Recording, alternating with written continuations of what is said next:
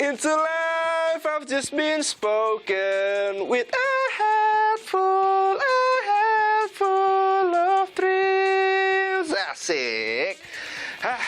Yang penting hafal dulu dah yang itu, yang lirik yang itu buat dinyanyiin dah. Pemirsa, A Head Full of Dreams, war konser paling pecah, dijamin ekonomi akan ngegas. Nah, untuk kita semua yang mau merayakan mimpi kita, mana suaranya? Cialah, selain lirik lagu yang tadi saya bawakan untuk latihan nih, A Head Full of Dreams adalah nama konser dari band Coldplay yang katanya sih ini konser yang paling pecah di dunia. Jangan lupa besok nih jadwal war tiket konsernya Coldplay. Kalau saya dapat sih saya langsung nyanyi Where Are Me? Apa ya? Bodo amat, lupa. Yang penting ntar dihafalin dulu lah liriknya. Katanya sih ini bakal menggaspolkan ekonomi Indonesia. Cucok, where are me? Apa sih nih? Your sky, cause you're a sky full of stars. Asik. Kompor nggak nih? Aduh, tutup dulu. Nah, ini nih, kita harus pemanasan dulu. Biar nanti November kita sama-sama enjoy the life. Kita nonton Coldplay bareng di sono. GBK, asik. Nah, ini lagu vibes-nya positif banget pemirsa. Nggak cuma menyentuh personal saya juga, tetapi ini harapan untuk ekonomi di 2024 nanti. Karena kita setelah pandemi tidak boleh keluar rumah. Nah, kalau saya gambarkan pakai kurva nih pemirsa, 2019 pertumbuhan konsumsi rumah tangga itu masih tinggi, yaitu 5%. Tapi ingat nggak, di 2020 kita nggak boleh keluar rumah sama sekali. Dan konsumsi pun anjlok sampai minus 2,6%. Pandemi sirna, konser penuh bintang adalah war. Ekonomi jadi lebih berwarna. Mari kita aminkan saja bersama pemirsa, karena saya juga berharap nih, punya uang yang melimpah untuk bisa nonton konsernya Coldplay. Uang tuh. Cucok, nonton nih, berdiri kita. Anyway pemirsa, sedikit intermezzo aja nih. Konser Coldplay adalah urutan ke-7 yang paling laku di dunia. Dengan pendapatan 524 juta dolar Amerika Serikat, jadi wajar dong kalau tiketnya besok itu jadi segalanya untuk semua orang. Nah, kenapa Coldplay ini menjadi pecah banget setelah konser Blackpink? Karena lagu-lagu mereka ini dianggap menembus batas gender dan juga usia. Kayaknya dari remaja sampai yang udah tua, ini siapapun dibuat cinta mati sama grupnya Mas Chris Martin. Ya nggak Mas Chris? Nah, jadi yang punya hotel, pengusaha makanan, jasa transportasi, just tip war tiket, sampai pinjaman online. Nikmat mana yang kau dustakan dengan deretan konser ini? Tiket Coldplay nih. Kok Coldplay? Aduh, hilang deh duit saya pemirsa. Ntar deh, saya nurus ini dulu. Agin Fridianto, Ricky Sultana, Bisito.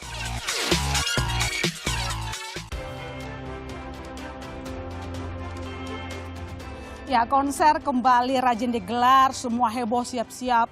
War tiket, saudara. Benarkah konser membuat masyarakat loyal, keluarin duit, lalu kemudian membuat ekonomi ngegas? Simak ulasan kami malam ini dan telah bergabung di Bisnis Talk. Ada Menteri Pariwisata dan Ekonomi Kreatif, Sandiaga Uno. Selamat malam, Mas Menteri.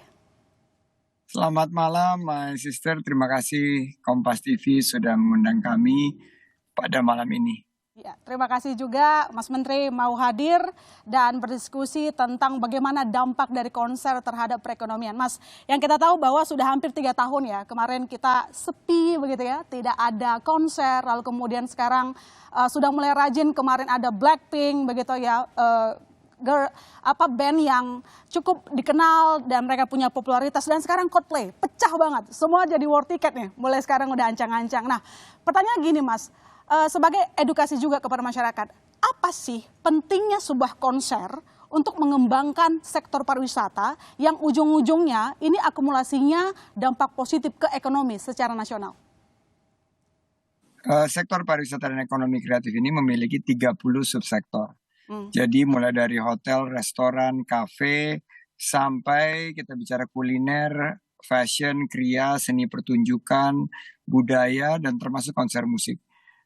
Saat pandemi, di mana konser musik itu tidak bisa bergerak, total lebih dari 30 miliar dolar atau 435 triliun rupiah yang ditimbulkan sebagai kerugian atau efek negatif. Setelah pandemi bisa diatasi dengan kemudahan mobilitas pasca pandemi, kita menggelar beberapa kegiatan yang secara komprehensif mulai dari G20, F1 Powerboat, kemarin KTT ASEAN Summit, ada juga konser Blackpink yang ternyata membawa multiplier effect bagi perekonomian kita. Dan juga kalau kita lihat ada konser Dewa, Sheila on Seven, Raisa, maupun konser-konser band-band ternama Nusantara. Dan sekarang kita mendapat kepercayaan satu dari hanya 4 negara di Asia yang menjadi tuan rumah untuk konser Coldplay bulan November tanggal 15 2023 di GBK. Nah, tentunya dampak positif ini, my sister, akan terlihat dari segi penciptaan lapangan kerja. Karena lapangan kerja yang akan terbuka, kita bisa prediksi untuk total 80.000, itu paling tidak ada 2.000 sampai 3.000 lapangan kerja yang langsung. Namun yang tidak langsung itu akan terpromosikan sektor pariwisata, khususnya destinasi MICE, dengan andalan bahwa konser musik Coldplay ini memiliki peluang untuk mengundang lebih dari 10 sampai 12.000 wisatawan mancanegara yang merupakan target 8,5 juta wisatawan mancanegara yang kita targetkan ke Indonesia tahun 2023. Sementara pergerakan wisatawan Nusantara itu ada 1,4 miliar pergerakan wisatawan Nusantara. Penonton konser musik ini spendingnya cukup besar. Dan kita melihat bahwa at least sampai dengan 4 juta rupiah dengan tiket konser yang mencapai paling tinggi 11 juta rupiah. Spending ini tentunya bukan hanya spending tiketnya, tapi ada akomodasi, makan minum, transportasi, produk-produk merchandise yang akan melibatkan banyak sekali dunia usaha dan juga jangan lupa para pelaku usaha UMKM, dan ini adalah target kita untuk menciptakan 4,4 juta lapangan kerja baru di tahun 2020. Kita kan melihat seperti yang Anda jelaskan tadi, Mas Menteri, bahwa yang namanya event besar, kemudian kayak konser ini kan sebagai ajang promo pariwisata Indonesia begitu ya. Cuman begini Mas, bagaimana kita Indonesia ini semakin layak, semakin disukain oleh para musisi datang ke Indonesia, supaya kan mereka ini kan menarik perhatian karena mereka tuh populer. Salah satu koreksinya misalnya Mas, banyak kejadian konsernya oke, sambutannya oke, tapi setelah itu banyak kritikan nih. Katakanlah misalnya ada bangkunya jadi double lah, nggak dapat kenyamanan begitu. Nah, apa yang bisa dilakukan oleh regulator agar mereka yang nonton termasuk wisatawan nyaman dan nggak kapok nonton konser di Indonesia? Memastikan persiapannya dalam konsep 360 derajat. Bagaimana caranya? Mulai dari kesiapan crowd control, ticketing, sampai dengan kesiapan dari segi keamanan, kebersihan. Dan untuk Coldplay ini sangat menaruh perhatian yang lebih terhadap keberlanjutan lingkungan. Jadi kami ingin agar industri pertunjukan secara menyeluruh ini melakukan persiapan mulai dari tiket online, paket-paket yang ditawarkan, juga bagaimana persiapan konser kita ini bukan hanya saat konsernya, tapi 3 bulan, 6 bulan sebelumnya, maupun 3 bulan dan 6 bulan setelahnya itu akan berdampak terhadap kenyamanan dan pengalaman yang menyenangkan bagi para concert goers. Karena kalau kita lihat, concert goers ini adalah kelompok yang sangat kritis. Mereka datang dan kalau ada pelayanan yang tidak sempurna, itu mereka bisa posting dan dampaknya sangat luar biasa negatif dan komentarnya sangat julid. Nah, oleh karena itu saya selalu bilang bahwa kita harus memberikan layanan yang sebaik-baiknya untuk para concert goer yang termasuk wisatawan Nusantara dan wisatawan mancanegara ini. Saya yakin dengan persiapan yang matang, dengan komunikasi dan koordinasi yang menyeluruh, ini kita bisa menyelenggarakan konser dengan baik. Memang ada 1-2 permasalahan mengenai double ticket atau juga tiket yang ternyata sudah diisi dan terjual, ini Ya. harus kita tindak lanjuti dengan penuh keseriusan supaya tidak terulangi kembali. Sehingga nanti kalau misalnya ada oknum yang melanggar hukum, itu harus ditindak tegas dan diberi efek jera sehingga pengalaman dari para penonton ini selalu nanti akan memberikan pengalaman yang positif sehingga grup musik sekelas Coldplay itu tidak konsernya di Singapura saja, tapi juga dia memilih Indonesia karena kalau konsernya di Singapura nanti orang Indonesia yang nonton. Iya. Sementara di sini itu orang Indonesia dapat kesempatan untuk mendapatkan peluang menonton konser terbaik dunia di rumahnya sendiri, berwisata di Indonesia aja. Iya, tapi kalau dari catatan Mas Andi dan juga tim begitu, apa yang harus segera kita benahi dari konser? Maksudnya begini Mas, kalau kita lihat sektor pariwisata sumbangsinya ke PDB mungkin tidak sebesar ketika kita ngomongin soal perdagangan begitu ya. Tapi at least ada peningkatan setiap tahun. 2022 itu 3,6% terhadap PDB, sementara 2021 2,4% aja. Artinya ada peningkatan di sana. Nah, bagaimana Mas Menteri punya komitmen bahwa sektor pariwisata ini punya peran yang lebih besar lagi untuk menggerakkan ekonomi, salah satunya melalui konser yang tanpa cacat celah tapi bisa menjadi pilihan utama para musisi manggung di Indonesia. Tahun lalu sektor pariwisata dan ekonomi kreatif berhasil melampaui target penciptaan 1,1 juta lapangan kerja baru. Tahun ini kita targetkan pariwisata dan ekonomi kreatif karena ini konser ini ada di dua subsektor, baik subsektor seni pertunjukan, musik, maupun juga berdampak kepada sektor pariwisata, maka target yang akan kita coba lampaui dengan kerja keras adalah 4,4 juta lapangan kerja di 2024. Nah, strateginya menurut saya kita harus mampu untuk menghadirkan konser-konser berkelas dunia yang membuka peluang bagi dampak ekonomi yang berkelanjutan.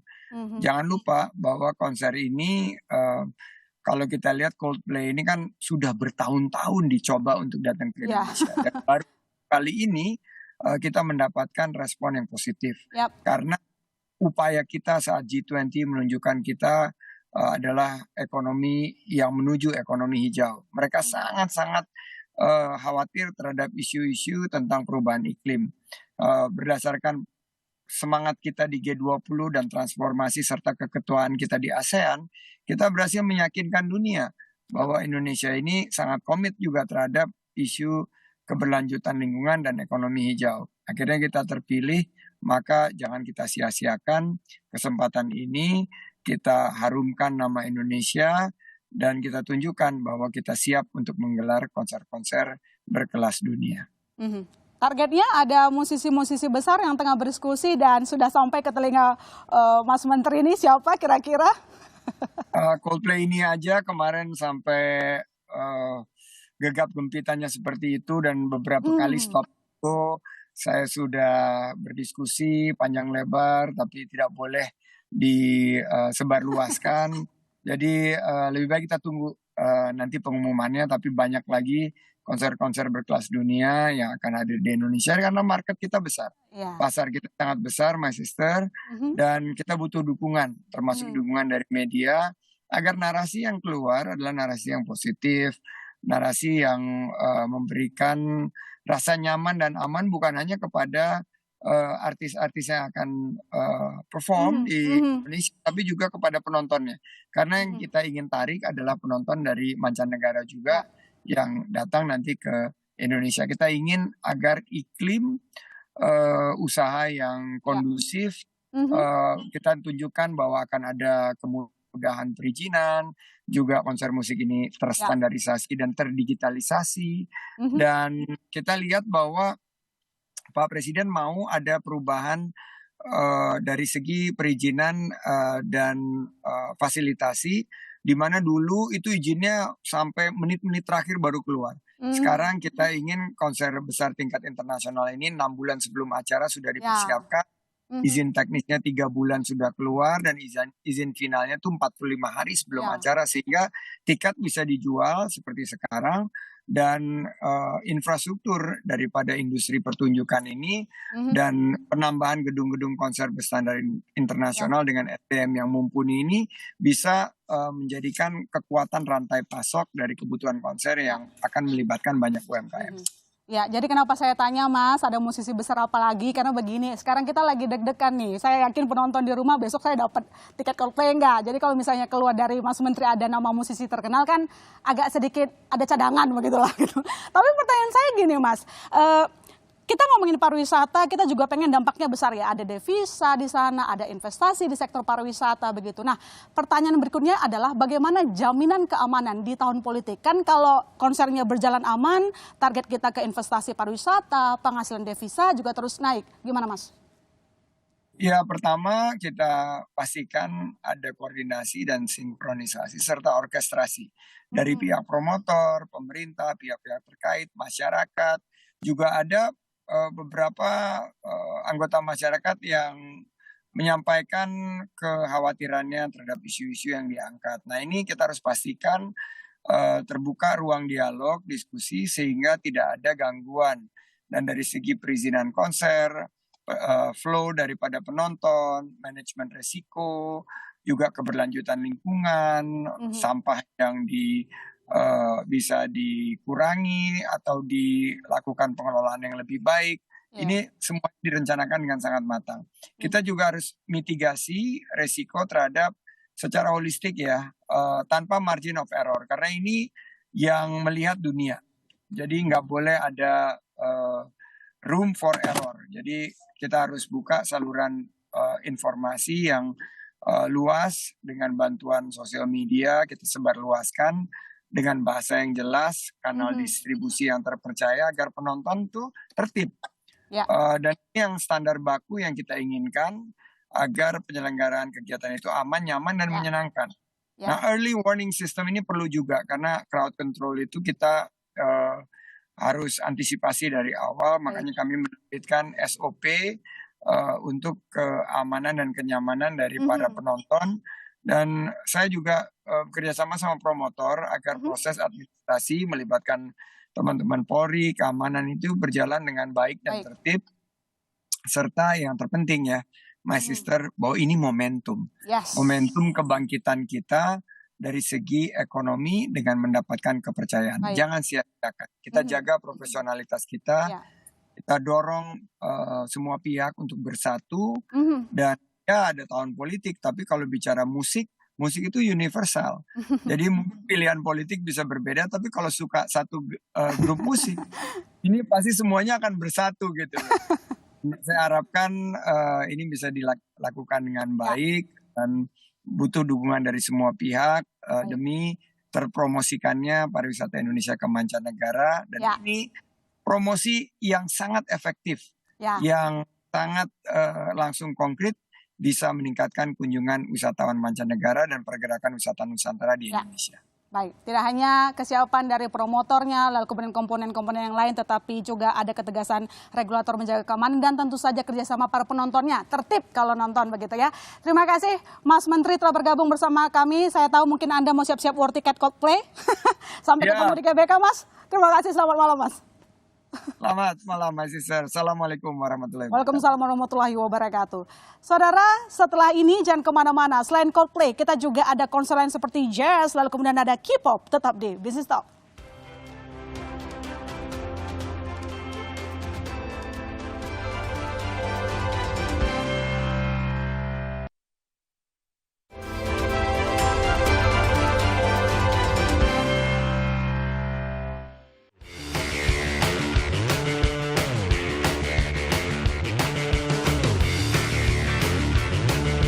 Menikmati suasana di tempatnya kan biasanya beda kan dibanding cuma dengar musik pakai earphone aja.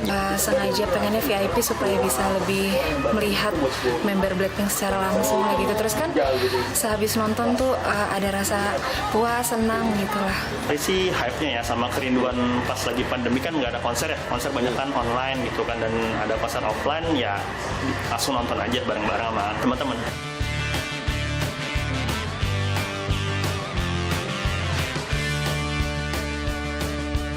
udah nyiapin uangnya dari jauh-jauh hari. Jadi kayak emang udah misahin tabungannya buat oke targetnya segini, kira-kira cukup lah buat nonton konsernya. Jadi sih selalu ada budget, karena aku emang suka nonton konser ya, jadi selalu ada budget buat nonton konser itu sendiri sih. Memang ada tabungan bulanan kan pastinya ya. Gitu. Dan kebetulan kan waktu pasca pandemi kan banyak WFH juga gitu Banyak kan. uangnya juga ya. Betul, dan jarang beli makanan di luar juga kan. Iya, Kan betul. bakal biar lebih aman juga gitu kan, jadi nggak keluar kemana-mana. Ya jadi dari duit itu sih masih lebih-lebihan jajan masih bisa lah.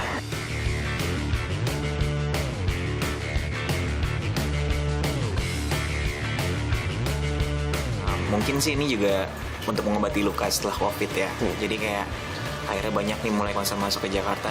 Mungkin kalau misalnya emang orangnya mampu untuk nonton sih nggak masalah. Cuman ya ingat lagi aja batasan diri. Pastinya kan kalau konser itu juga nggak cuma nonton konser aja ya, pasti suka ada kayak entah food court ataupun gerai-gerai makanan juga kan membantu para usaha-usaha, wirausaha yang di bidang makanan ataupun merchandise gitu kan.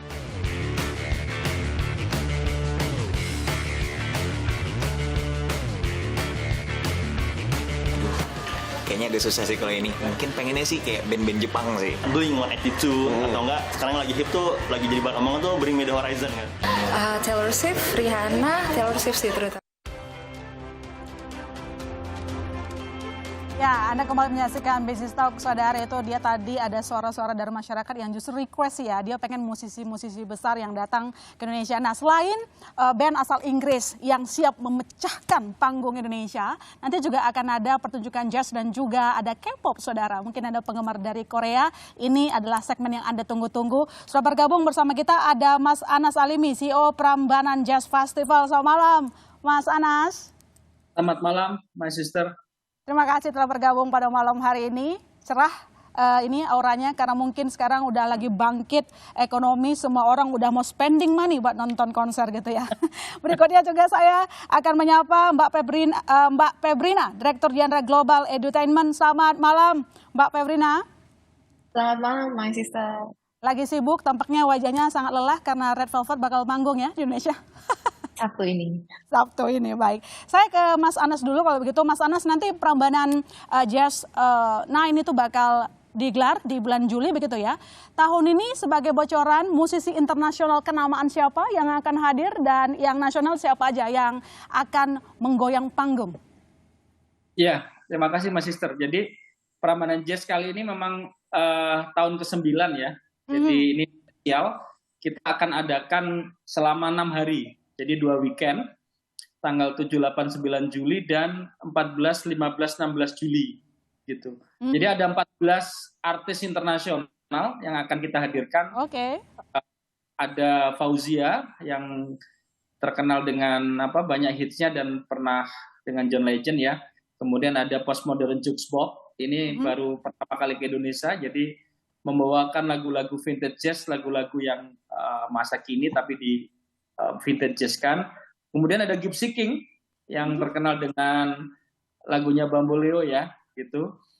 Kemudian ada Eric Bennett juga, peraih nominasi 5 Grammy gitu.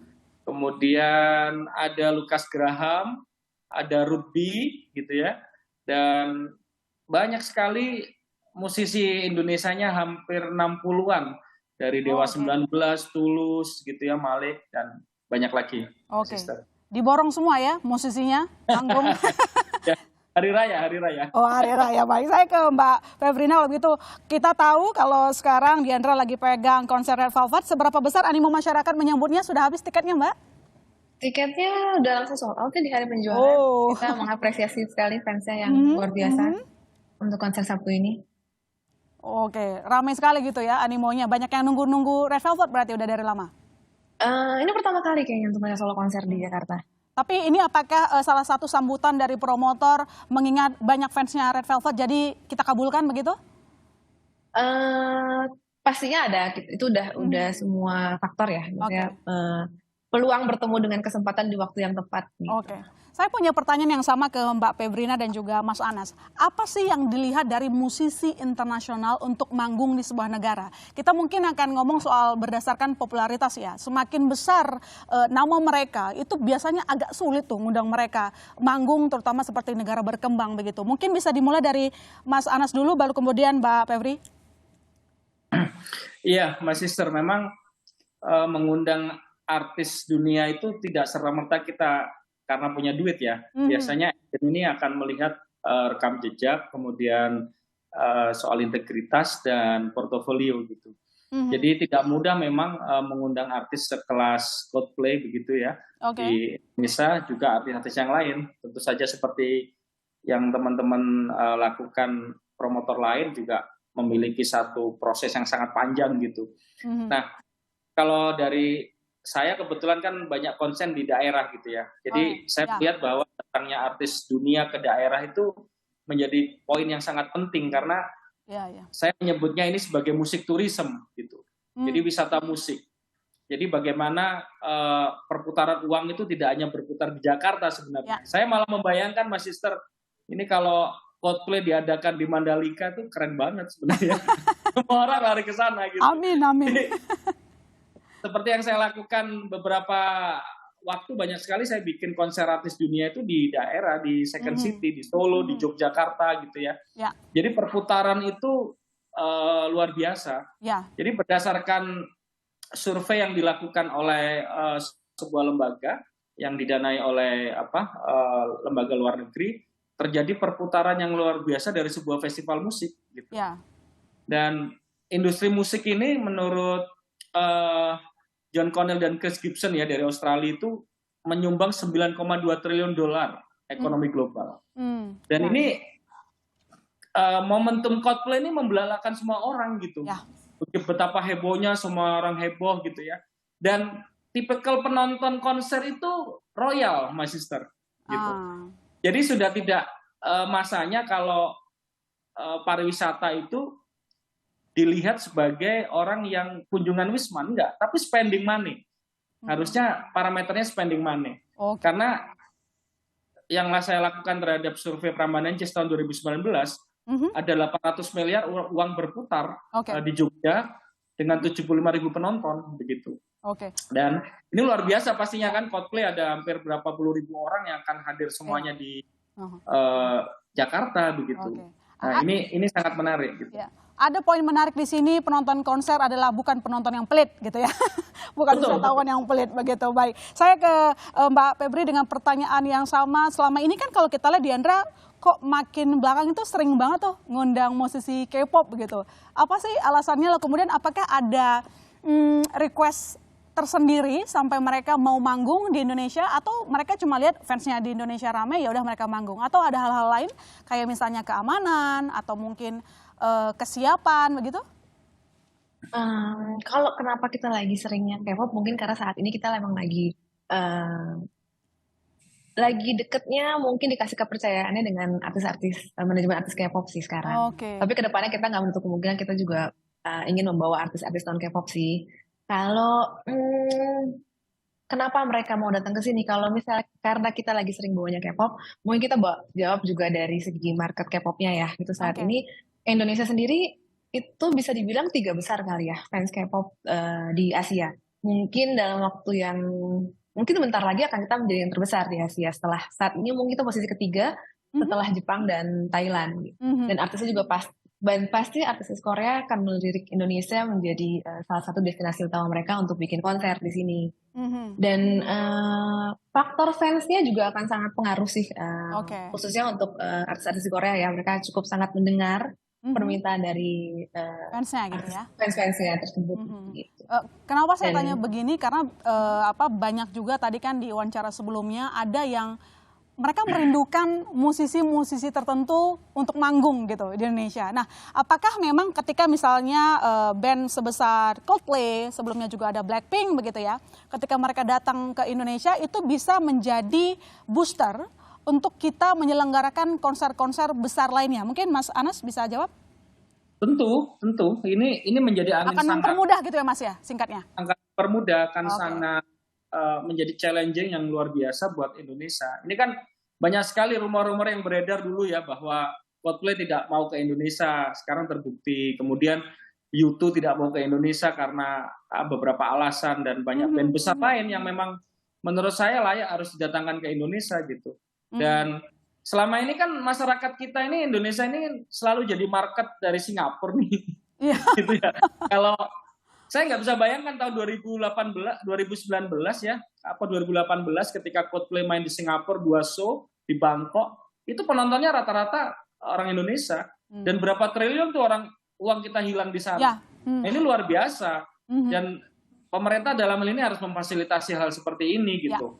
Jadi perizinan kita apresiasi dengan Presiden Jokowi ya. Perizinan sekarang sangat mudah Mbak, my sister, tidak sesulit dulu gitu ya. Kemudian pajak korporasi ini juga harus menjadi harus menjadi perhatian dari stakeholder kita, Mas sister. Karena pajak korporasi ini masing-masing daerah beda-beda loh. Ketika di Jogja, kemudian saya bikin di Makassar, di Jakarta itu beda-beda. Nah ini saya pikir perlu pemerataan dari pemerintahan pusat karena tergantung perda. Nah kalau pajak korporasi tiketnya mahal kan promotor ingin memeratakan bikin artis-artis dunia di daerah mikir kan, sama gitu. Nah ini harus menjadi perhatian gitu. Saya pikir ini hal yang sangat perlu disampaikan. Termasuk pajak-pajak itu juga perlu menjadi concern dari pemerintah gitu. Ya, keharmonisan aturan pusat dan daerah begitu ya. Jadi supaya promotor di daerah juga tidak sungkan untuk memulai yang namanya menyelenggarakan konser, biar nggak muternya di Jawa aja gitu ya Mas ya, tapi juga mungkin daerah-daerah yang lain begitu. Nah, setelah jeda saudara, kita akan bahas sebenarnya secuan apa sih sebagai bisnis promotor musik. Jangan kemana-mana, Bisnis Talk masih akan segera kembali.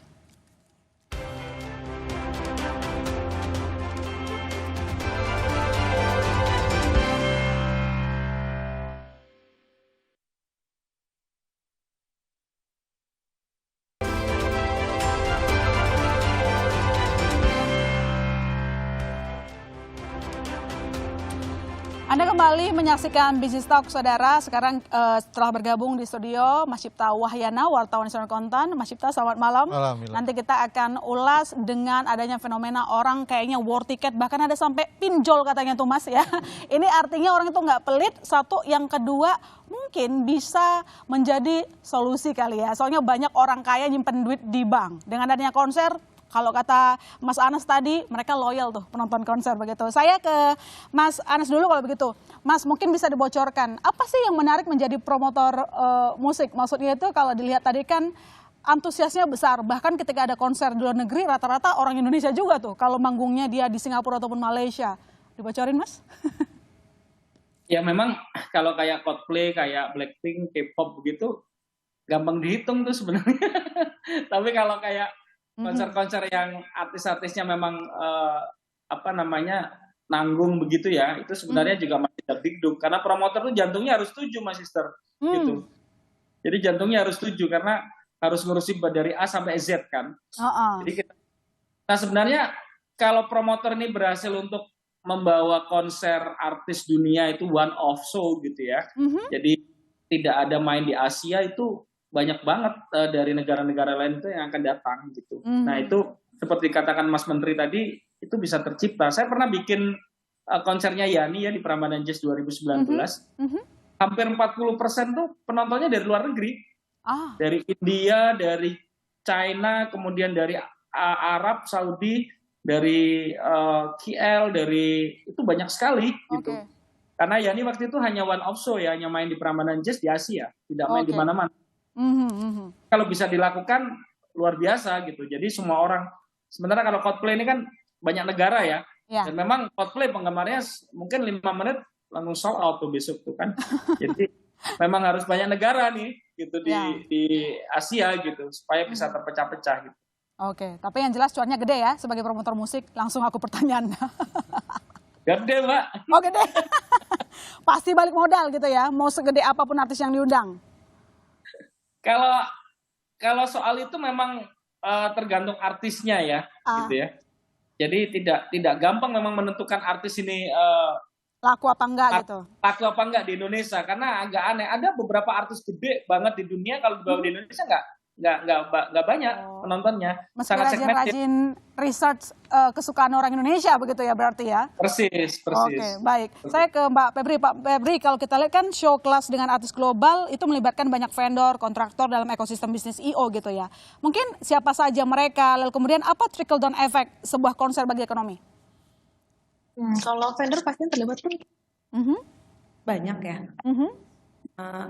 Mulai dari SDM yang tata panggung, kemudian petugas keamanan, terus juga ada SDM di tiketing, usher, penata lampu, sound, itu banyak sekali sih, kita juga nggak bisa sebutkan satu-satu, tapi memang banyak sekali pekerja event yang membantu untuk terselenggaranya sebuah konser. Kalau trickle down effect-nya itu udah pasti akan sangat terasa okupansi dari hotel yang akan di sekitar dari tempat penyelenggaraan konser, kemudian transportasi, karena banyak fans juga yang datang dari luar kota kan tentunya. F&B sih, kita tuh adanya F&B dan juga merchandise karena fans datang dengan segala atribut dan aksesorisnya, itu juga pasti menggerakkan teman-teman UMKM dan para penjual online ini sih, Mas Sister. Oke, baik. Nah, sebelum saya ke Mas Cipta, kita mau dengerin dulu pernyataan dari Presiden Joko Widodo yang sebelumnya menyinggung banyak sekali uang masyarakat yang nabung di bank nggak dikeluarin. Jadi bisa dikatakan sederhananya kok pelit banget belanja begitu. Berikut ini, saudara. Kita harapkan nanti di 2023 ini konsumsi masyarakat, belanja masyarakat itu akan mengalami kenaikan, yang itu akan memunculkan pertumbuhan ekonomi yang lebih baik. Kewajiban para gubernur adalah bagaimana menjaga agar konsumsi rumah tangga itu terjaga dan meningkat. Oleh sebab itu, hal-hal yang berkaitan dengan spending, belanja masyarakat itu jangan sampai ada yang menahan-nahan. Kita harus mendorong masyarakat agar belanja itu bisa sebanyak-banyaknya untuk men-trigger pertumbuhan ekonomi kita. Dibelanjakan nggak apa-apa untuk nonton konser, misalnya nonton sepak bola, dia akan spending masyarakat itu. Nah, itu dia kata Presiden, saudara. Kalau Anda cinta Indonesia, spending your money. Begitu. Saya ke Mas Cipta.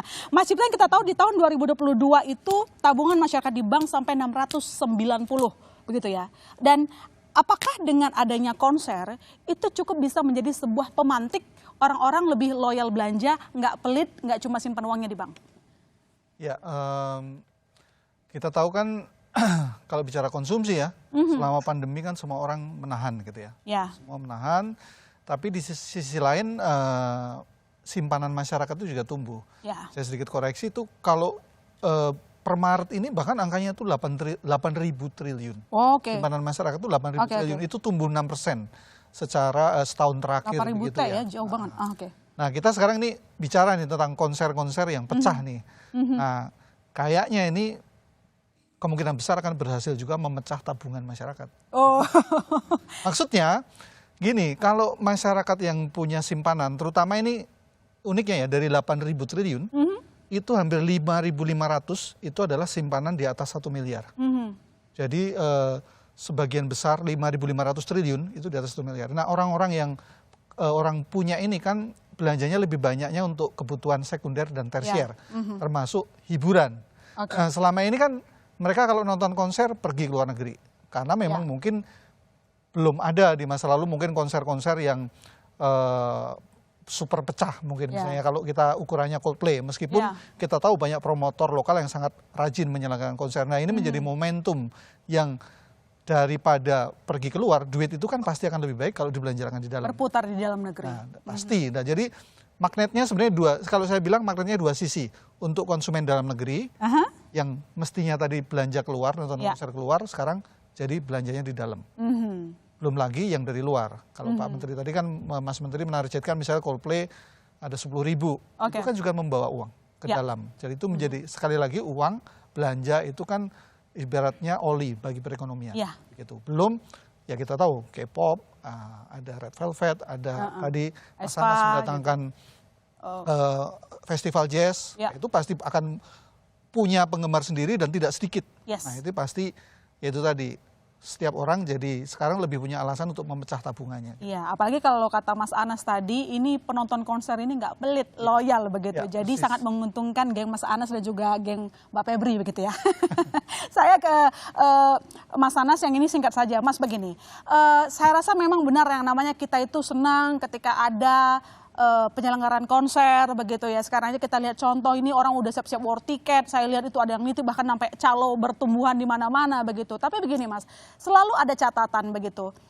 Ada beberapa kasus di mana promotor itu tidak, bagaimana menyebutnya ya, ada kecacatan tersendiri, misalnya bangkunya jadi double, kemudian tidak nyaman. Nah, bagaimana promotor bisa memastikan bahwa ketika berani undang musisi kelas atas ke Indonesia juga bisa memuaskan dahaga para fans dengan experience yang memuaskan? Singkat aja Mas Anas. Ya, singkat saja Mbak, kalau kita kebetulan punya namanya Asosiasi Promotor Musik Indonesia. Oke. Artinya promotor-promotor besar di Indonesia, dan teman-teman calon pembeli tiket lihat aja dia member APMI bukan. Kalau udah member APMI tenang biasanya gitu. Seperti promotor Coldplay ini member APMI gitu. Diandra ini member APMI gitu. Jadi kita bentuk ini waktu COVID ya, kita bersatu bagaimana konser ini bukan soal bagaimana hanya menyuguhkan hiburan tapi memberikan kenyamanan gitu. Oke. Jadi itu salah satu strateginya, cek aja promotornya member APMI bukan, Asosiasi Promotor Musik Indonesia. Pertanyaan Mas Sister pasti akan sudah terjawab nanti di situ. Oke, gitu. baik. Terima kasih Mas Anas. Yang ini singkat juga Mbak Febri, kalau tadi Mas Anas sudah memberikan masukan kepada regulator untuk menyamakan aturan begitu ya, jangan ada beda, setiap Pemda kok beda-beda gitu aturannya. Kalau dari Diandra sendiri punya harapan apa dari regulator supaya penyelenggaraan musik di Indonesia tidak merepotkan promotor? Kalau dari Diandra sendiri sih, kalau diberikan dukungan penuh sangat berterima kasih. Kalau diberikan kemudahan lebih dari kasih. Kita berharap sih ke depannya industri konser ini bisa semakin baik dan didukung penuh oleh semua pihak. Itu aja sih Pak Sister. Oke, baik. Terima kasih Mbak Febri, singkat, padat, jelas begitu ya. Yang penting ada dukungan maksimal dari regulator karena ujung-ujungnya kalau konsernya berjalan dengan baik, experience-nya oke, apalagi para penontonnya juga loyal ngeluarin duit, nah ekonomi kita juga akan terdorong dengan otomatis dan sektor pariwisata bisa mengembangkan porsinya terhadap perekonomian Indonesia. Saya ucapkan terima kasih ke Mas Anas Alimi, CEO Prambanan Jazz Festival. Terima kasih Mas telah bergabung bersama kami. Terima kasih Mas. Sukses untuk Prambanan Jazz Nainia nanti di bulan Juli. Dan saya juga ucapkan terima kasih ke Mbak Febrina, Direktur Diandra Global Edutainment. Semoga sukses untuk konser Red Velvet dan juga beberapa konser K-pop lainnya ke depan nanti. Terima kasih Mas Sister, ditunggu di konser Red Velvet. Baik, saya akan hadir kalau tiketnya masih ada. Gitu ya. Dan saudara jangan kemana-mana, Business Talk masih akan segera kembali.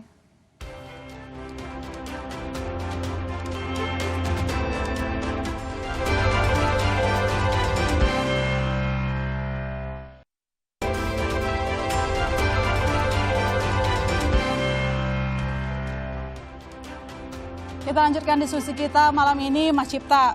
Sekarang kalau kita lihat kontribusi pariwisata ke PDBRI hampir 4%. Memang positif pertumbuhannya setiap tahun, tetapi mungkin belum bisa mengalahkan namanya sektor perdagangan begitu. Nah, bagaimana kira-kira RI bisa mendorong sektor pariwisata ini lebih mendominasi ke pertumbuhan ekonomi, terutama melalui konser musik ataupun event-event besar? Ya, kalau bicara pariwisata ya, itu salah satu kuncinya yang sering disebut itu sebenarnya attraction atau daya tarik. Nah, daya tarik itu kan ada dua. Daya tarik ada yang pemberian Tuhan, keindahan alam dan sebagainya, tapi ada daya tarik yang di-create. Okay. Daya tarik yang di-create salah satunya ya event besar dan tentu yang reputasinya internasional gitu ya. Memang kalau kita bicara per individu event misalnya Coldplay, Red Velvet, mungkin itu sangat kecil dibandingkan PDB. Tapi kalau itu terakumulasi setahun, angkanya juga triliun juga gitu ya. Dan jangan lupa potensinya kalau kita sering sebut ya, misalnya sebagai contoh misalnya Coachella. Coachella itu angkanya sudah triliunan rupiah atau ratusan juta dolar. Itu hanya dari satu festival. Jadi potensinya sangat besar gitu ya. Dari musik ini kalau dikembangkan, ditelatenin gitu ya. Tapi yang lebih penting adalah kita bicara sebenarnya ini kan investasi jangka panjang. Ini kan membangun reputasi. Jadi digabungkan dengan G20, ada MotoGP dan sebagainya. Kalau Indonesia semakin dipercaya menjadi penyelenggara event internasional, ini investasi jangka panjang pasti akan semakin kuat pariwisata. Dan target yang Pak Menteri sebenarnya sempat pengen capai ke 10% katanya kontribusi pariwisata di PDB, ya semoga bisa tercapai. Semoga Jadi bisa. kita tidak kembali lagi ngomong pertanian, pertambangan lagi gitu. Kita punya hal baru lagi, Ya. oil untuk ini ya pertumbuhan ekonomi. Terima kasih Mas Cipta Wayana atas ulasannya. Kita berharap bahwa sektor pariwisata Indonesia bisa terus tumbuh sesuai dengan target pemerintah melalui konser. Tadi kalau regulatornya punya peraturan yang jelas dan tegas, promotornya bisa menciptakan kepuasan di hati penonton, penontonnya tertib kalau nonton. Dengan demikian saudara, saya masih Targan undur diri. Sampai jumpa Selasa depan di Business Talk.